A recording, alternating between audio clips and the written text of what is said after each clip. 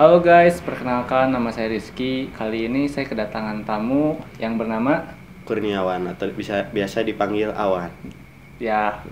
saya kedatangan tamu namanya Kang Awan. Di sini Kang Awan akan membagikan sebuah cerita horor pengalaman pribadinya yang ketika berada di gunung ya. Di gunung. Penasaran selanjutnya? Simak sampai habis.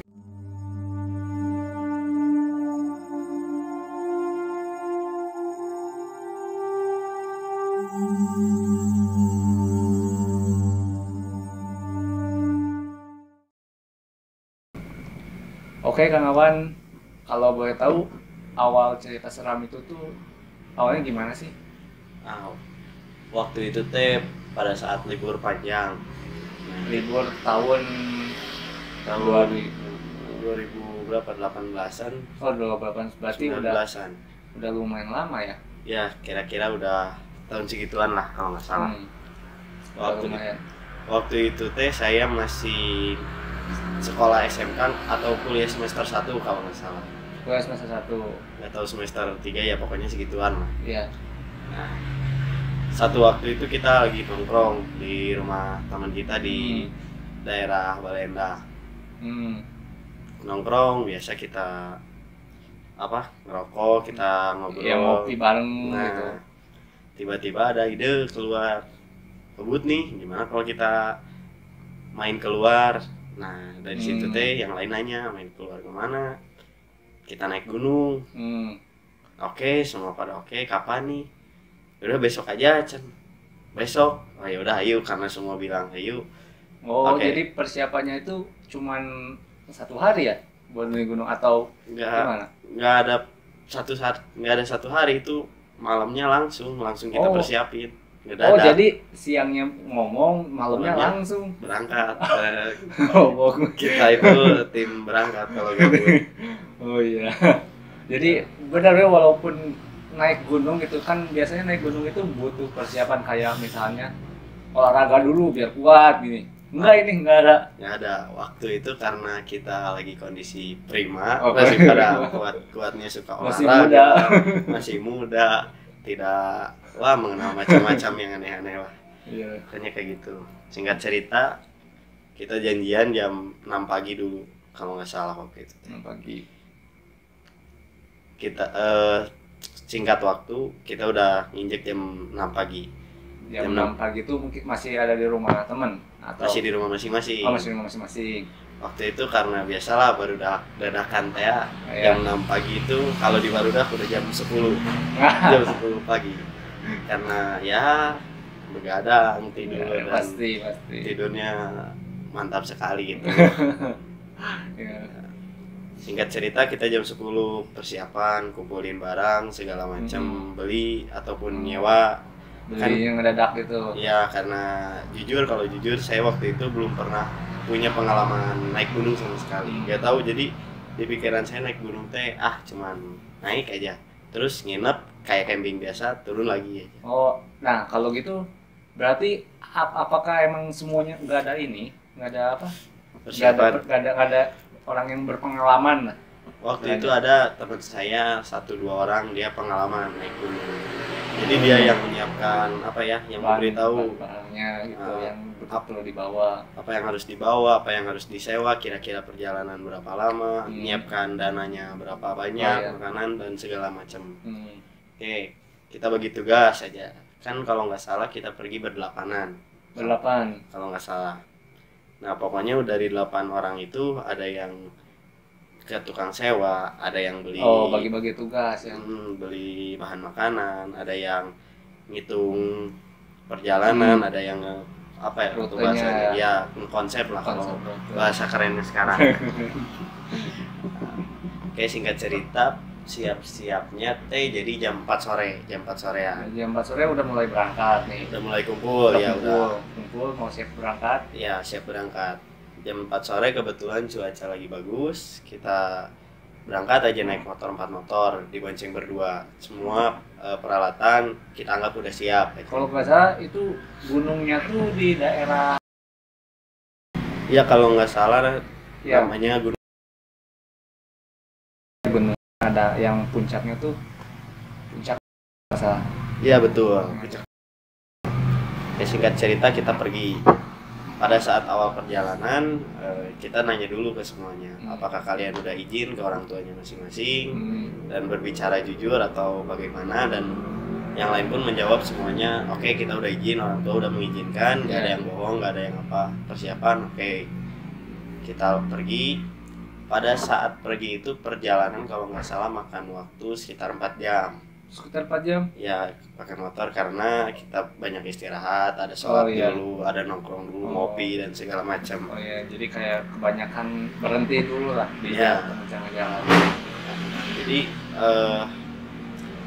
pada saat udah nyampe daerah sana, udah masuk, kalau nggak salah itu udah di nanjaknya ada gang gitu. Kan saya waktu itu belum tahu lah nama jalannya.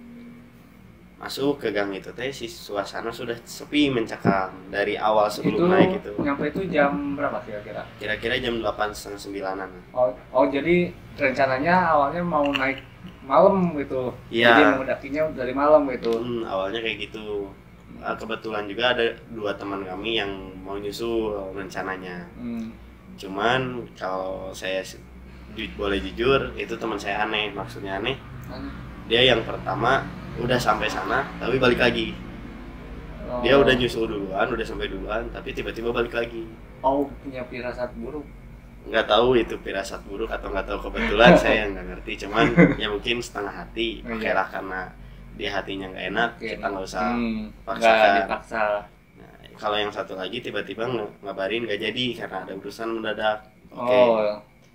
Kita maklumi lah karena urusan mendesak dan rasional juga. Berarti yang berangkat itu yang jadi sana 6 orang? Enggak, itu sama yang 2 itu jadi 10. Sama 2 itu 10 berarti. Ya lumayan banyak ya. Iya, karena ya gitulah, anak muda kan masih nongkrong banyak kan, masih libur, belum kerja segala macam. Singkat cerita udah suasana mencekam, kita putuskan naik. Pada saat di bawah itu ada tempat kemah. Jadi itu ya tempat ininya, tempat apa? Campingnya. Campingnya. Karena situasinya mungkin agak susah, kita memutuskan untuk camping dulu, berkemah di sana. Singkat cerita jam 10 malam kita ngedirin tenda, kita bikin kopi dulu, kita bikin makan dulu mie. Karena kita udah memperkirakan si persediaan yang kita bawa itu cukup untuk sekarang camping dan besoknya naik. Pas jadi di atas tuh bisa ngecamp lagi sehari lagi gitu, semalam lagi lah. Iya, rencananya seperti itu. Singkat cerita kan di malam itu teh kita ngobrol dari jam 10 sampai jam 12 karena belum pada tidur lah, biasa anak muda ngobrol, curhat tentang cinta, tentang teori dunia, bumi datar, bumi bulat dan segala macam.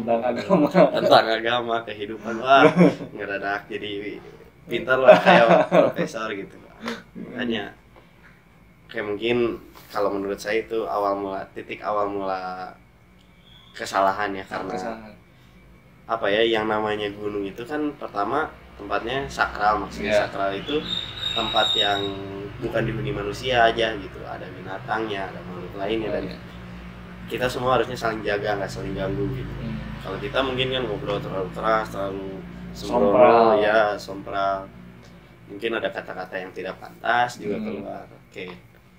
Waktu itu tuh teman saya kan berhubung tenda yang kita bawa itu yang harusnya muat 8 orang ternyata cuma 6 orang karena ada yang badannya besar, ada yang kecil. Jadi ya oke lah, ada yang ngalah.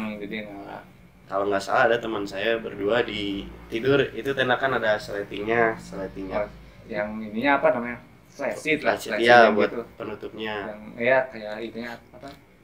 Layarnya ya kayak kanopi kalau di rumah-rumah itu. Di depan tenda kita ada kompor buat bikin kopinya. Singkat cerita kita masak mie, makan ini, dan tidur secara bergantian. Jadi ketika yang di luar udah tidur, yang di dalam udah tidur cukup, kita ganti rolling dengan yang di luar. Pada saat jam 1 subuh atau jam 2 subuh itu teman saya ada yang pengen pipis.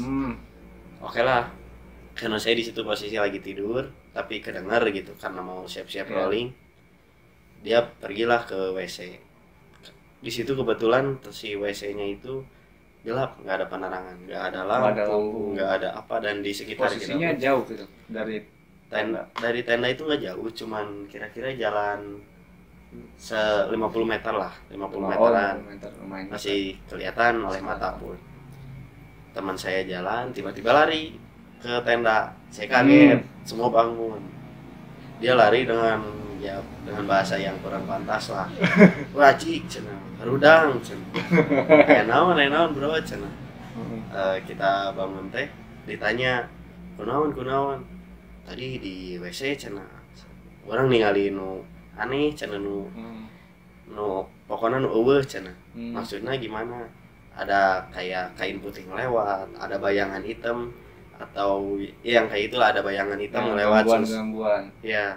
Saya di situ berpikir pertama dengan logika ya, karena saya punya pemikiran itu malam. Yang pertama malam itu nggak mungkin kan, udah mah nggak ada pencahayaan tapi kok bayangan hitam keliat gitu. Oh iya.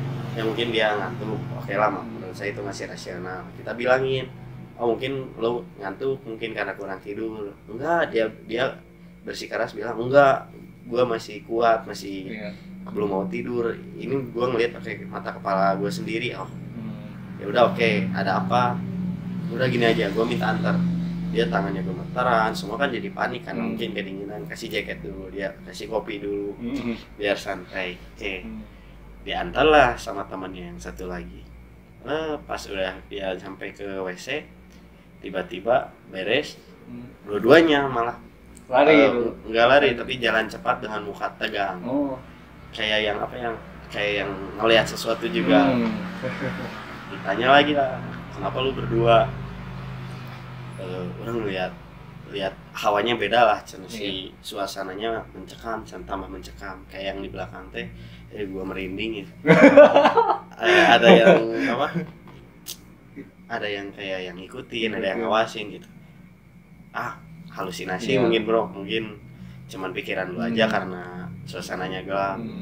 Yaudah, itu mah bebas, cina kata dia teh. Lu mau percaya mau enggak, gue yang ngerasain. Nanti kalau lu yang ngerasain, lu bakal percaya. Oke, kita keep aja dulu di situ. Singkat cerita, kita tidur, bangunlah pagi-pagi jam 6. Oh iya, dari malam itu direncanain mau melihat matahari terbit, sunrise. Jadi kita sambil naik, sambil melihat matahari terbit rencananya. Tapi di luar dugaan, bangunnya juga baru jam 8 gitu ya. Oh, banyak ya, matahari terbit itu udah matahari moyan gitu. Ya udah, kita beresin tenda, kita ngepak segala macam, dicuci lah bahan-bahan segala macam. Oke, kita naik tanpa mengecek persediaan karena orang ngelihat di pinggir tas teman kita itu, oh itu aqua besar lah, air udah ada. Kita nomor satu ngelihat air. Oke. Baru juga mulai naik. Naiknya itu lewat yang kalau musola ya, yang saya kan belum pernah naik. Ada teman saya yang berdua itu tahu jalan. Ya oke, pertama benar kata si Akang tadi, kita naik teh saya ngelihat ada gapura, ada kantor apa gitu, terus ada musola. Kita naik lewat musola, ada katanya yang jalan ke sampingnya. Kata si teman saya, udah lewat sini aja biar lebih dekat. Orang mana yang nggak tergiur oleh jalan pintas lah, lebih dekat. Oke, biar cepat aja karena kita nggak tahu.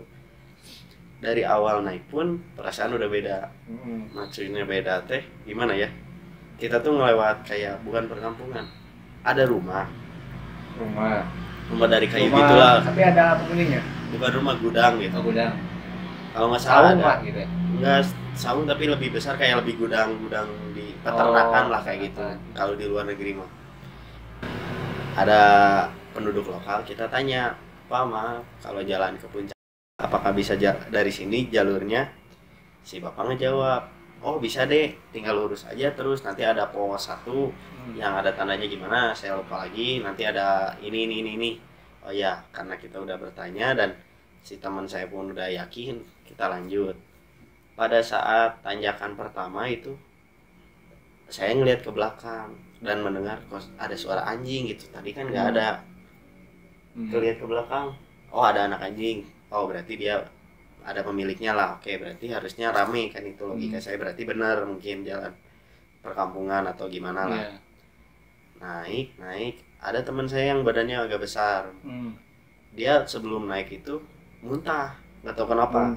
Iya padahal malam dia baik-baik aja, saya nggak ngerti juga, nggak tahu masuk angin nggak tahu gimana, muntah. Udah muntah dia minum satu aqua yang bukan aqua, maaf, air mineral 1,5 liter, habis dia dihabisin sendiri perbekalan yang dia bawa itu teh. Ya kita kaget lah, bro lu gila, maksudnya gila kan itu buat di atas, kita perjalanan masih jauh, ini belum naik belum gitu. Dia ngejawab, orang perlu lah Wan, cina udah gak kuat, biar enak naiknya gitu. Ya udahlah, karena faktor kondisi dan kita ngejar waktu, gak apa-apa, yang lain mungkin bisa berbagi.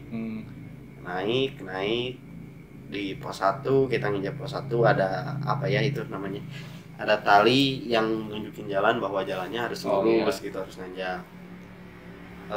Jarak berapa jam gitu ya, 2 atau 3 jam, 4 jam, jalur kok semakin aneh. Maksudnya semakin aneh kan, yang namanya gunung itu harusnya udah ada jalur ya, karena itu gunung umum yang biasa dinaikin oleh pendaki gitu.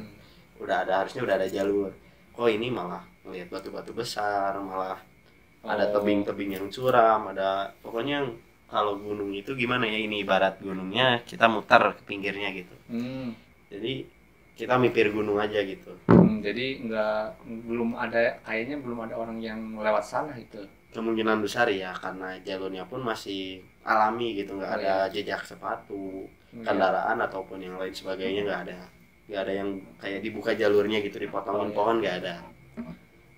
Oke, kita masih positif thinking ya, masih aman. Kita ngobrol, kita istirahat, kita foto-foto dulu untuk bukti, karena ya saya istilahnya bangga lah, baru pertama naik gunung gitu, pengalaman pertama. Soalnya gunung ini emang termasuk gunung yang lumayan tinggi ya, sekitar 2200 mdpl. Nah kalau itu kan waktu pada saat itu saya yang penting belum ngerti yang kayak gitu, yang penting naik gunung aja. Mau gimana dia tinggi mau apa, yang penting sama barudak kita nyampe, kita happy aja. Melepas penat lah. Singkat cerita lagi udah jalan nginjak ini, maaf ya saya banyak disingkat karena perjalanan emang flat aja gitu, nggak ada yang konyol, nggak ada kejadian aneh. Pas naik mah ya pas naik itu mulus-mulus aja gitu, naiknya nggak ada apa. Nah kejadian aneh itu baru dimulai pada saat kita naik 75% nginjak 3/4 kalau kata teman saya ya. Kata teman saya teh, ayo ke semua ini tinggal 1 jam lagi perjalanan lah, 2 jam lagi, dikit lagi gitu. Karena kita jalan itu udah dari jam 8 nyampe 75% itu udah jam 12 siang, tepat tengah siang ya. Nah itu kok agak aneh, teman saya bilang naik itu cuman sebentar, nggak nyampe segitulah. Tapi kok ini berasa jauh banget gitu kan, perbekalan. Mungkin gara-gara capek sama perbekalan habis. Nah ya begitu, salah satunya faktor kita nggak, ya gitulah namanya juga pengalaman pertama, karena kita masih kondisi prima jadi menyepelekan gitu hal-hal yang kayak gitu. Gas aja langsung, mau nyampe nggak nyampe yang penting nyampe.